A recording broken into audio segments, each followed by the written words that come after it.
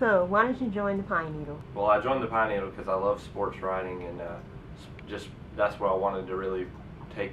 The career I wanted to choose was to go into something sports broadcasting, sports communications in that area.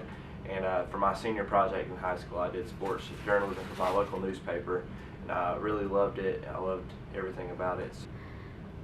It's a funny story. When I transferred here last year, I was actually wandering around lost looking for the transfer office, and I ran into Sherry Jacobs, who is a staff member. She was advertising manager last year, and she took me on a tour of everything but the transfer office.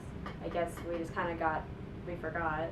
And she took me by the Pine Needle and told me about it, and I told her I'd had prior experience in high school. Well, the Pine Needle is essentially a learning experience for students who want to go into a journalism field.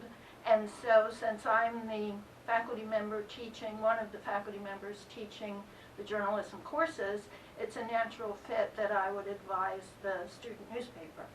So, how much hard work and how much time do you invest into the Pine Needle? That's a tough question, or it's not a tough question, but it's hard to accumulate all that.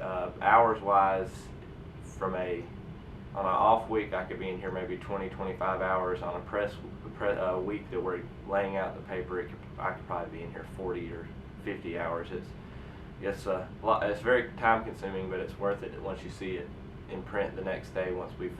Especially after those production Tuesdays, you put in all that work, and then the next day you get to see your work in your hands and everything. So it really makes you. It all makes it feel worth it. Basically, my whole life outside of class revolves around the Pine Needle.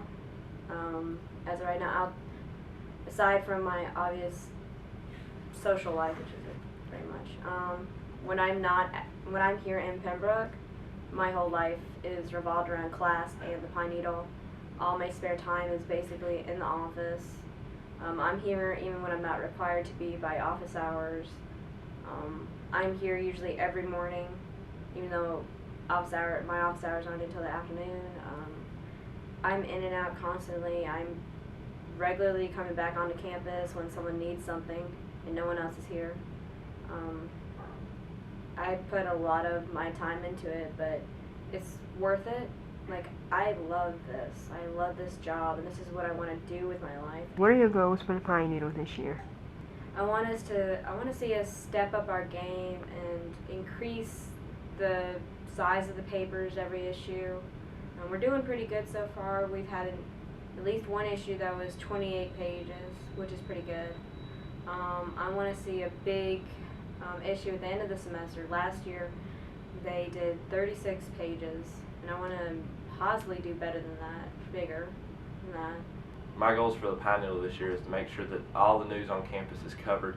We're that gap that connects the students to the administration. The administration has several things that maybe students might not find out about if they don't look out on their own, or if they don't look out for it through research of their own. Like, for instance, there might be budget cuts, or there might be program being cut from the university, and students would have no idea if it weren't for us bridging the gap from administration and letting them know what's going on. And also, I really want the Pine Needle to continue its tradition of winning awards on the state and national level and being recognized, because we have talented writers and talented photographers. Everybody on this staff is very talented, and I really feel like they need to be through these awards they can be recognized nationally and on the state level. Is there any more that you would like to add about the Pine Needle newspaper? Well, every year the students come up with something new and different. I know that John and Sara are looking to have additional 3-section newspapers. We've had the A and B section for a number of years now, and I think they want to have more examples of Section C that we do for special events. I also think they're doing a really good job of covering all the different areas of campus, so that we have the news about the SGA and the news about crime and other campus issues that are affecting not only UNCP but other schools in the system as well as the country.